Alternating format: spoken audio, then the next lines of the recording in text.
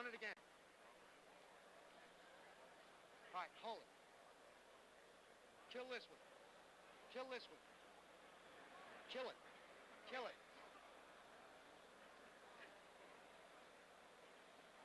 Run. Whoa. That's not me. Oh, you need this, Jerry? Oh, I see it. No, that one.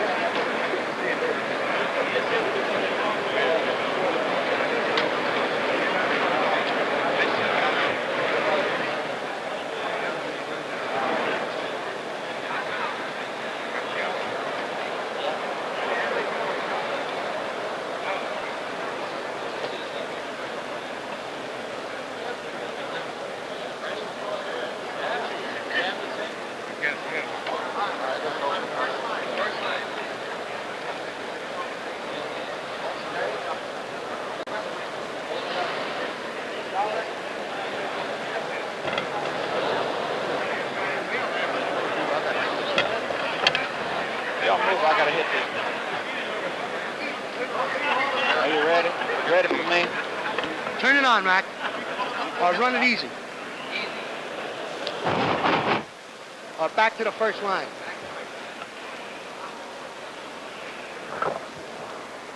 Where's Charlie?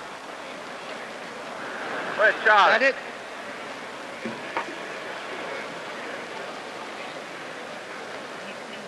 Ladies and gentlemen, the members of the President's Cabinet.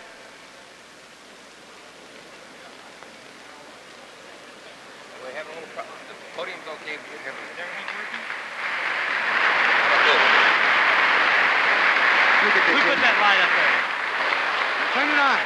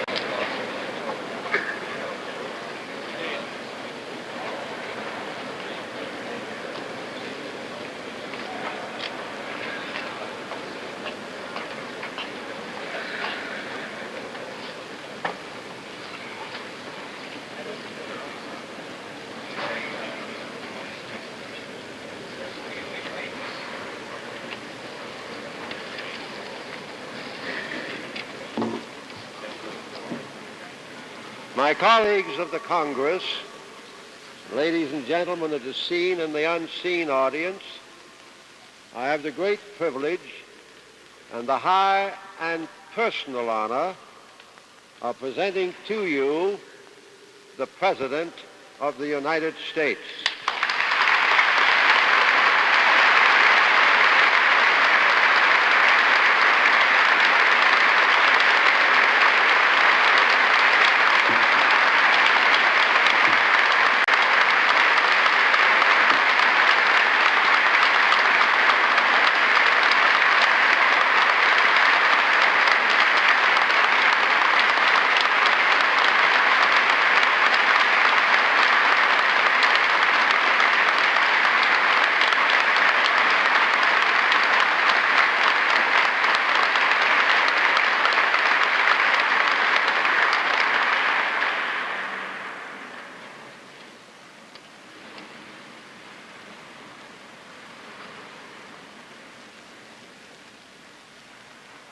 Mr. Vice President, Mr. Speaker,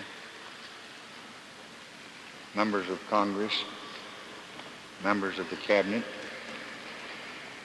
distinguished guests, my fellow Americans. Today is a triumph for freedom as huge as any victory that's ever been won on any battlefield. Yet to seize the meaning of this day, we must recall darker times. 3.5 centuries ago, the first Negroes arrived at Jamestown. They did not arrive in brave ships in search of a home for freedom.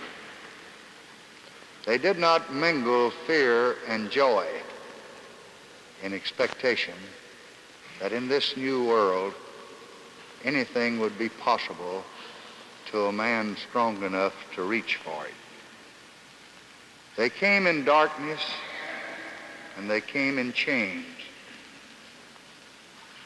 And today we strike away the last major shackle of those fierce and ancient bonds.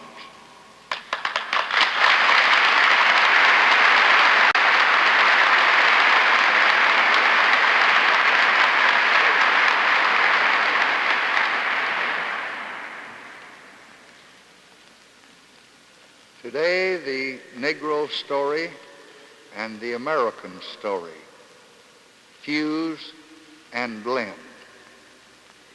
And let us remember that it was not always so. The stories of our nation and of the American Negro are like two great rivers,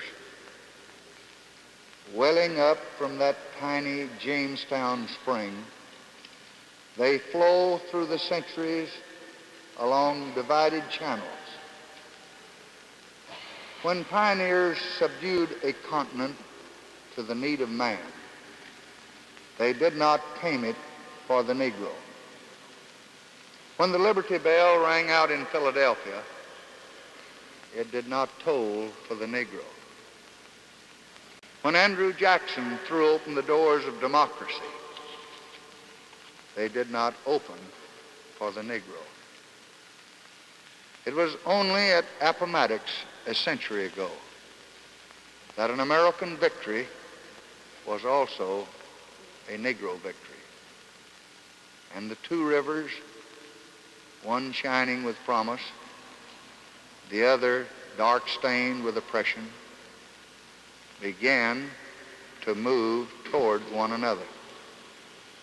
Yet for almost a century, the promise of that day was not fulfilled. Today is a towering and certain mark that in this generation that promise will be kept. In our time, the two currents will finally mingle and rush as one great stream across the uncertain and the marvelous years of the America that is yet to come. This act flows from a clear and simple wrong. Its only purpose is to right that wrong. Millions of Americans are denied the right to vote because of their color. This law will ensure them the right to vote. The wrong is one which no American in his heart can justify. The right is one which no American, true to our principles, can deny. In 1957, as the leader of the majority in the United States Senate, speaking in supporting legislation to guarantee to the right of all men a right to vote, I said, this right to vote is the basic right without which all others are meaningless. It gives people as individuals, control over their own destinies. Last year, I said, until every qualified person, regardless of the color of his skin, has the right, unquestioned and unrestrained, to go in and cast his ballot in every precinct in this great land of ours, I am not going to be satisfied. Immediately after the election, I directed the Attorney General to explore as rapidly as possible the ways to ensure the right to vote. And then last March, with the outrage of Selma still fresh, I came down to this Capitol one evening and asked the Congress and the people for swift and for sweeping action to guarantee to every man and woman the right to vote. In less than 48 hours, I sent the Voting Rights Act of 1965 to the Congress. In a little more than 4 months, the Congress, with overwhelming majorities, enacted one of the most monumental laws in the entire history of American freedom. The members of the Congress, the many private citizens who worked to shape and pass this bill, will share a place of honor in our history for this one act alone. There were those who said this is an old injustice and there is no need to hurry. But 95 years have passed since the 15th Amendment gave all Negroes the right to vote, and the time for waiting is gone. There were those who said smaller and more gradual measures should be tried, but they had been tried. For years and years they had been tried and tried and tried, and they had failed and failed and failed. And the time for failure is gone.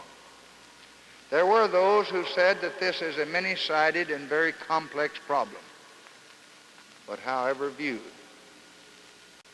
the denial of the right to vote is still a deadly wrong.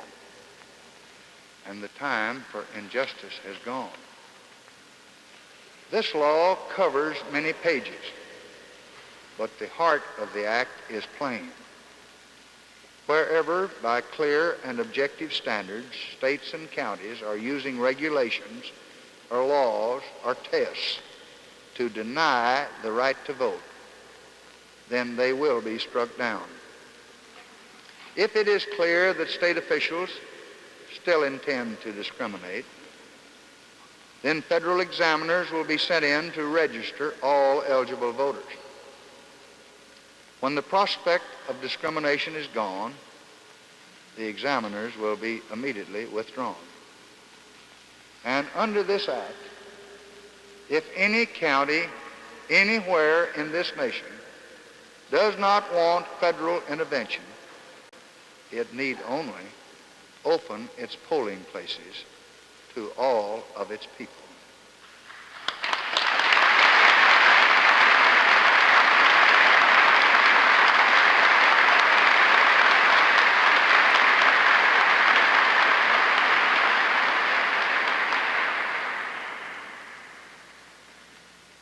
This good Congress, the 89th Congress, acted swiftly in passing this act. And I intend to act with equal dispatch in enforcing this act.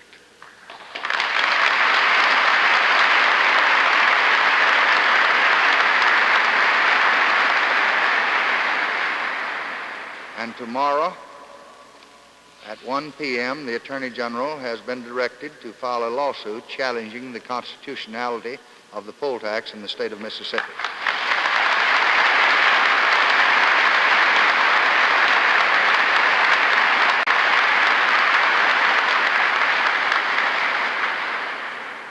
And this will begin the legal process which I confidently believe will very soon prohibit any state from requiring the payment of money in order to exercise the right to vote. And also by tomorrow, the Justice Department, through publication in the Federal Register, will have officially certified the states where discrimination exists. I have, in addition, requested the Department of Justice to work all through this weekend so that on Monday morning next, they can designate many counties where past experience clearly shows that federal action is necessary and required.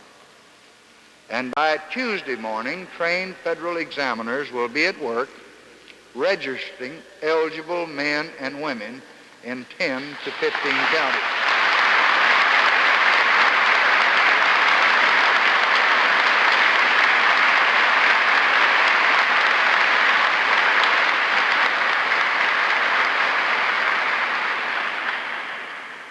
And on that same day, next Tuesday, additional poll tax suits will be filed in the states of Texas, Alabama, and Virginia.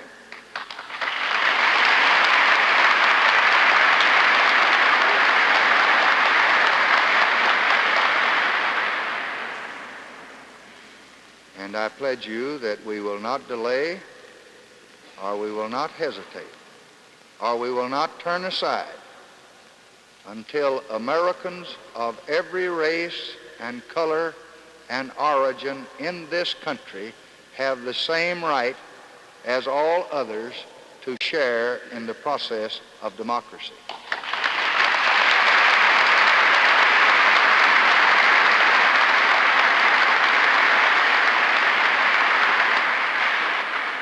So through this act and its enforcement, an important instrument of freedom passes into the hands of millions of our citizens.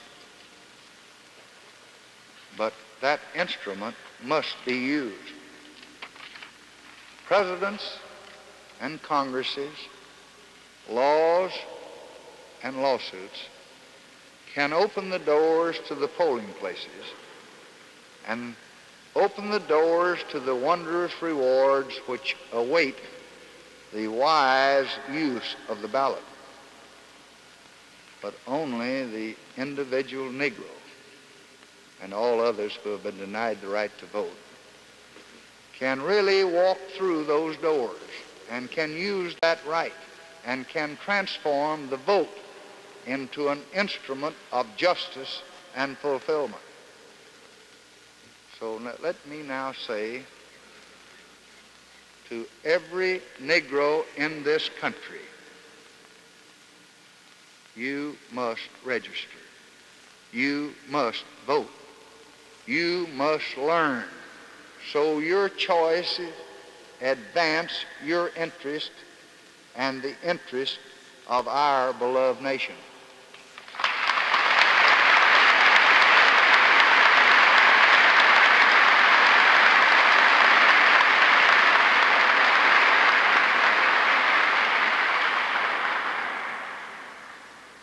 Your future and your children's future depend upon it. And I don't believe that you are going to let them down. This act is not only a victory for Negro leadership. This act is a great challenge to that leadership.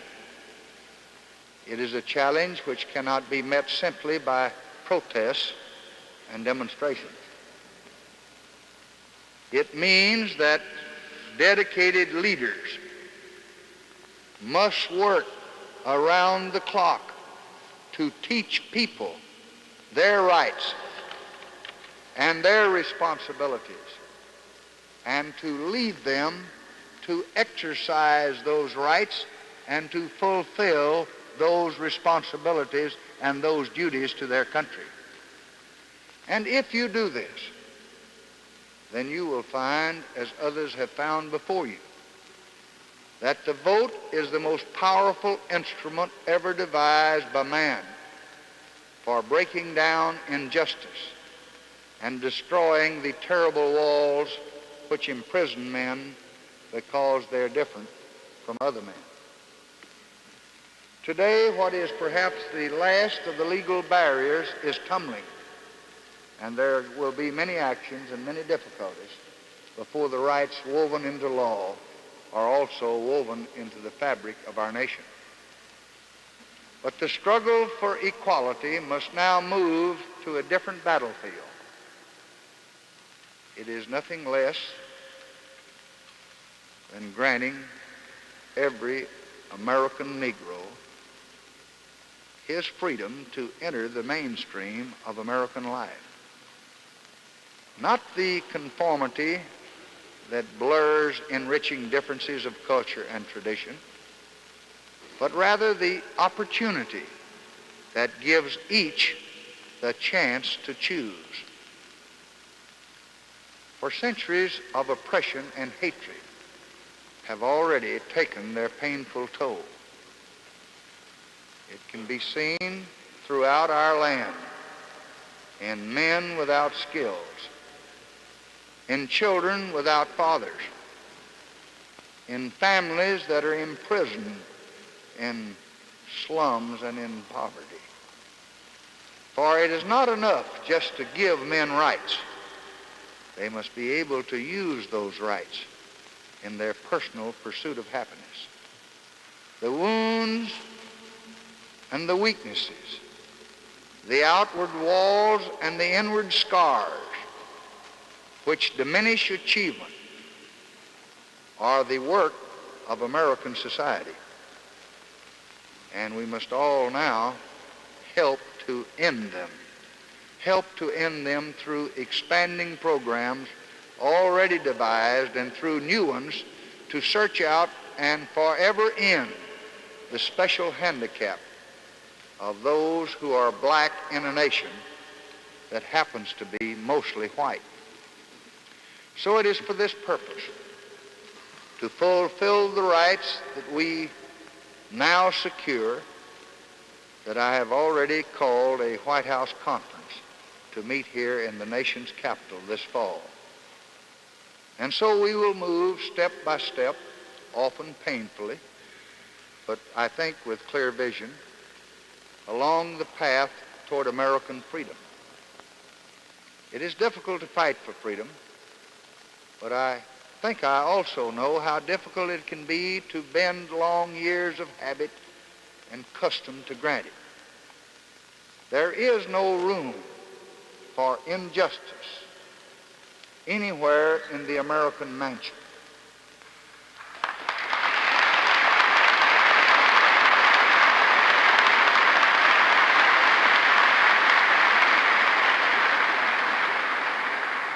But there is always room for understanding toward those who see the old ways crumbling.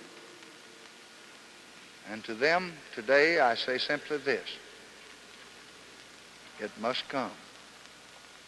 It is right that it should come. And when it has, you will find a burden that has been lifted from your shoulders too. It is not just a question of guilt. although there is that.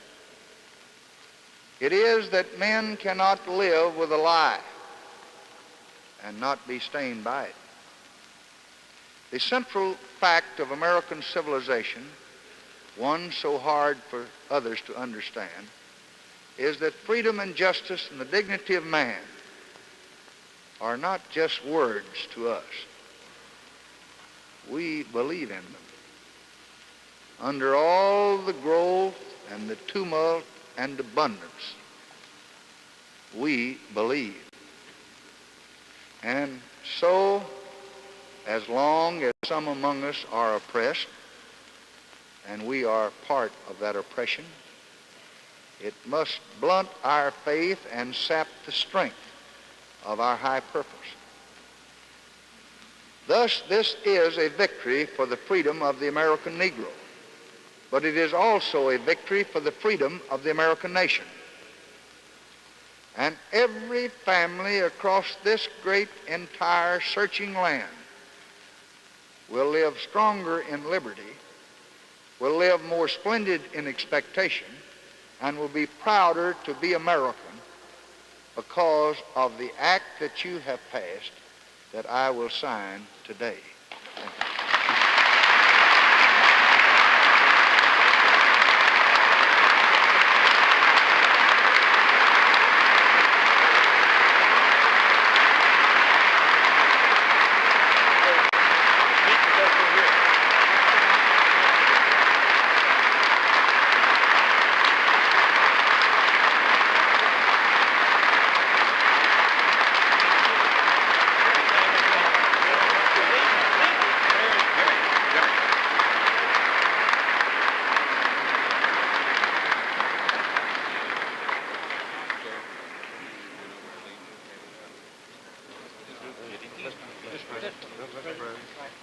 Keep the leadership with him now.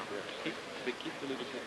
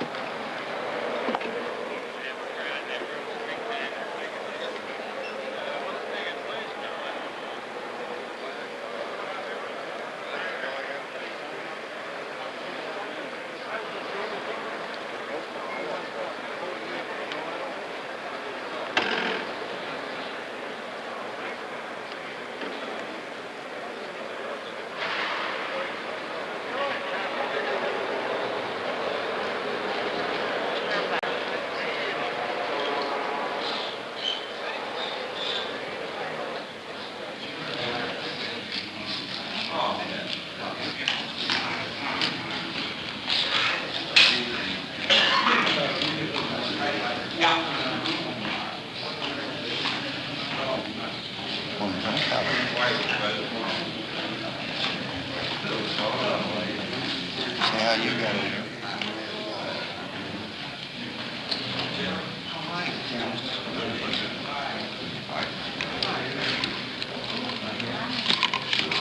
Mike, where's Mike, man? Mike? Mike. Mike. Where's Mike? Oh, it's coming up.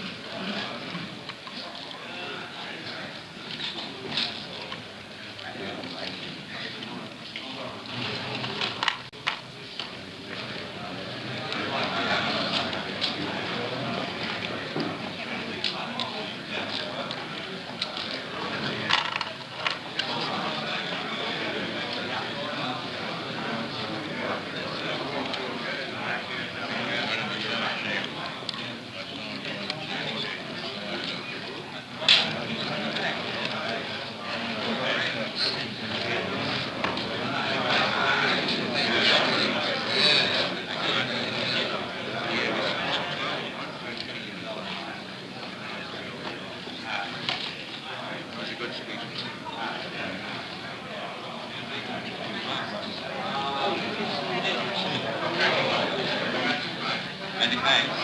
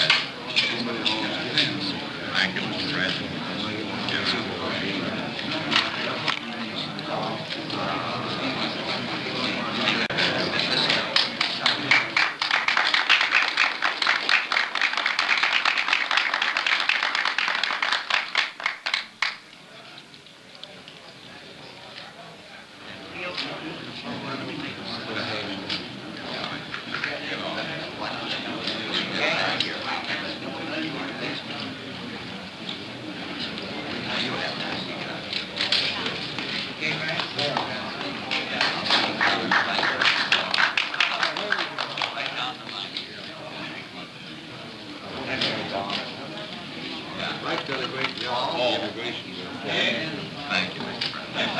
Thank you very much. Thank you. Great speaker. Great speaker.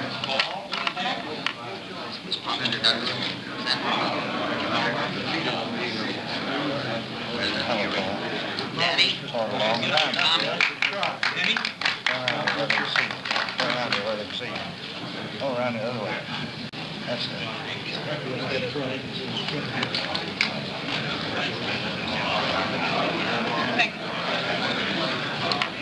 You come around where they can see you.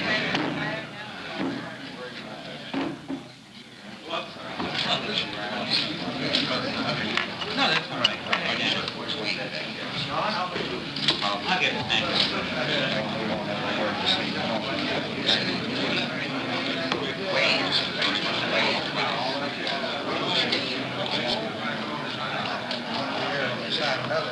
All right, what you gonna do?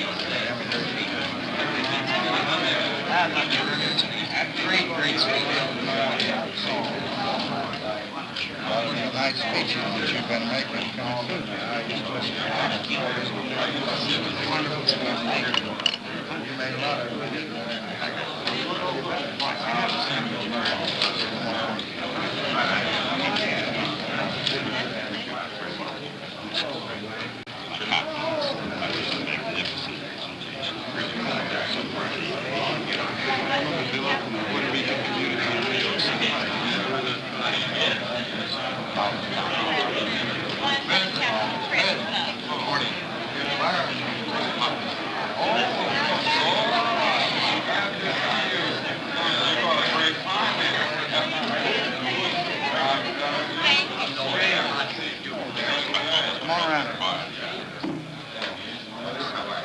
hadn't been long since I think I could get that good speech together. That was a great speech.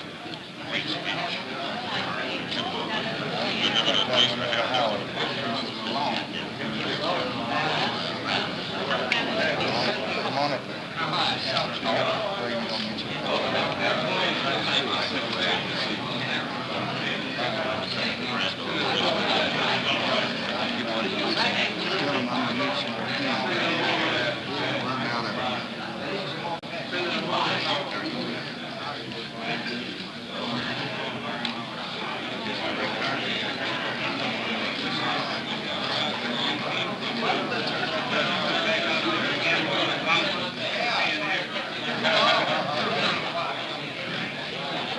Hello there. Yes, sir. Got some hamburgers. Nick, those move along so they can have a chance.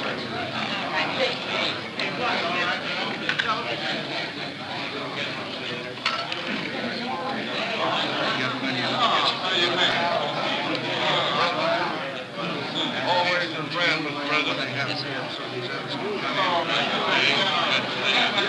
President, always your friend. Thank you, Joe.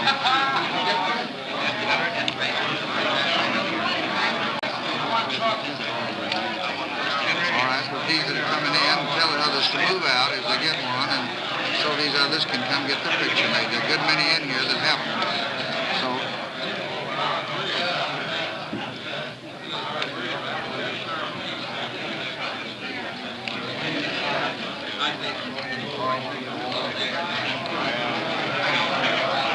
Thank you, Mr. President. Thank you very much. Mr. President, yes, sir. this is Jenny Trent. I'm trying to get this picture to back home. I'm trying to get this picture to back home. God bless you. Great speech, Mr. President. Really terrific.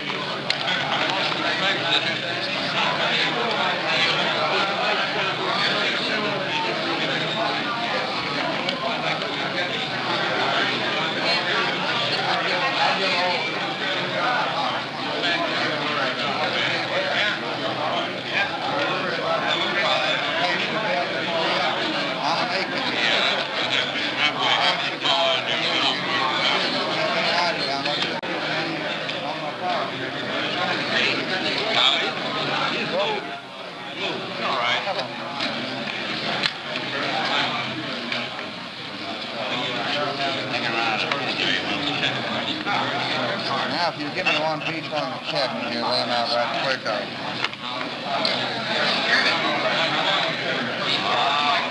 How close I could, I'd like to go over there. Take it over there. I know.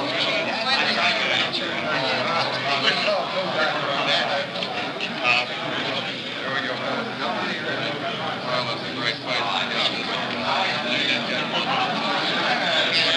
Well, we can. We'll get one guy here. Frank.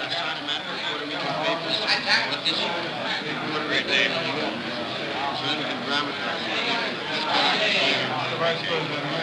Yes, my dear friend, I should say, good to see you again. Thank you. Thank you very, very much.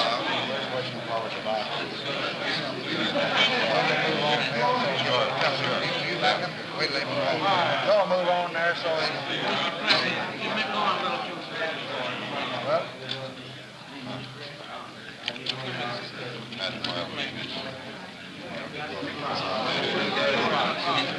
I'm talking. I don't know why I'm supposed to leave.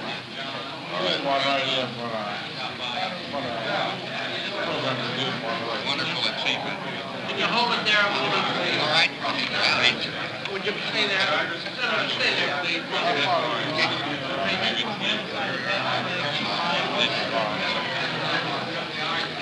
I mean, these are leaders of the Puerto Rican community. They want to get a picture of you. Spanish papers in New York and in Puerto Rico. Thank you.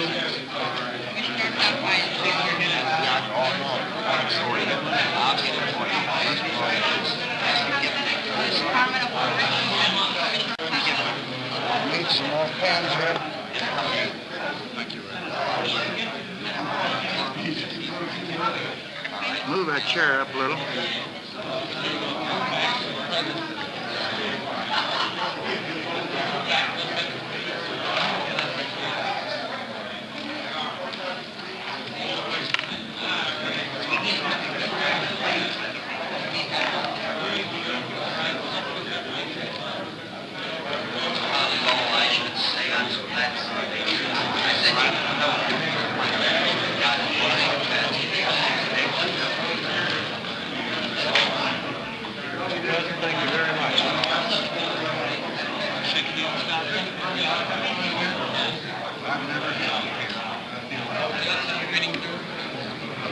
Come around here right now. Sure to rejoice with you. Let Senator come in here just a second. Phone him something. Great day. I just put in this wonderful piece of culture. Thank you so much. Come on in. Don't be so embarrassed. Here, Larry, stay here. I'll need some more. Where am I? Bob, more pens, Bob.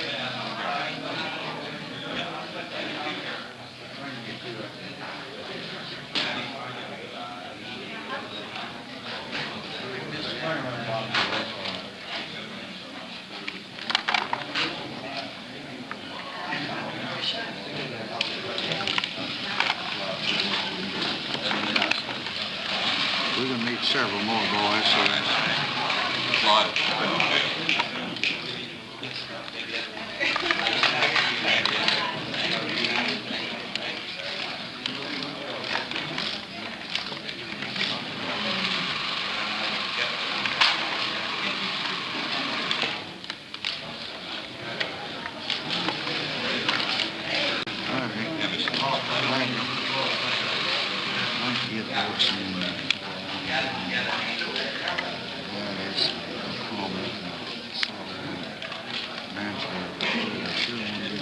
Democrats and Republicans. I haven't gotten it, so I've been behind books.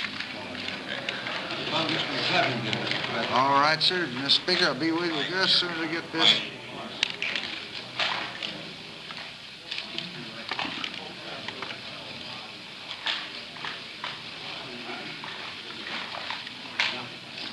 Mr.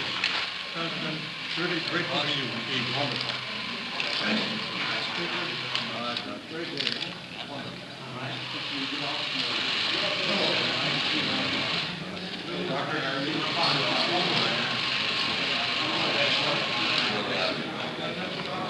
Where's Larry O'Brien?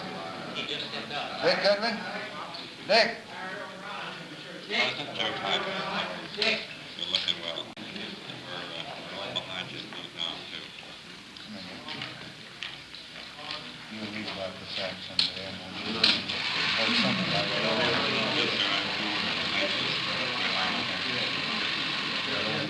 Come on, Larry. Let me get him finished.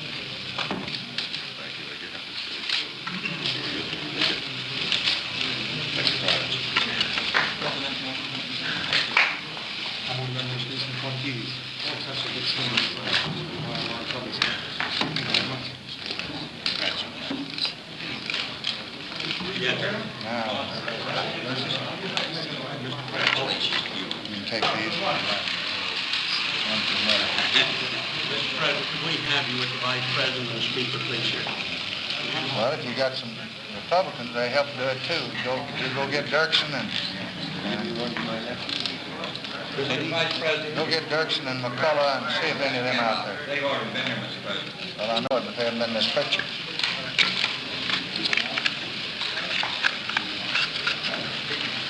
Javits ought to be out there somewhere. See if any of them are there.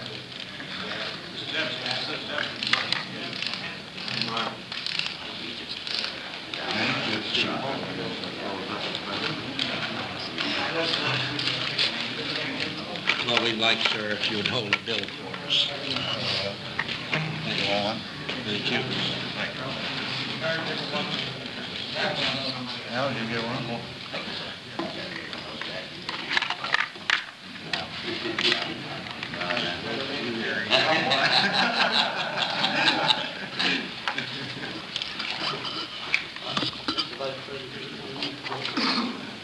Mr. Speaker, would you come over on one side of the President, please, and the Vice President on the other?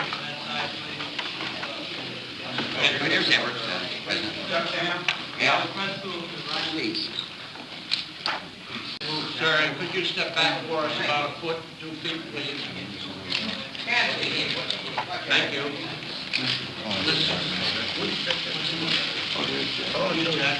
Come on, Jack. I'll turn Close it around together, when you please. get here. Tighten up for us, please. Very kind. Thank you so much. Very Now, what about McCullough?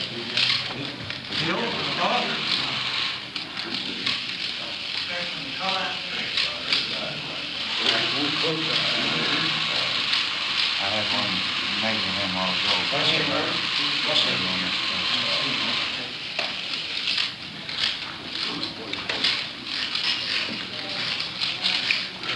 You notice the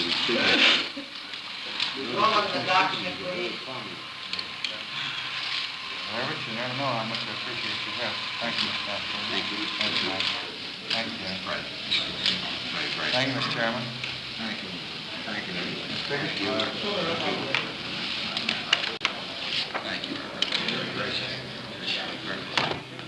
Lou?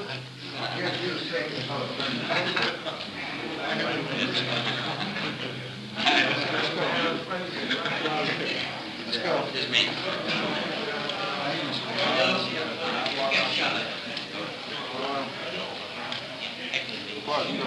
Yeah, I'm gonna take that. I want to get a shot of this.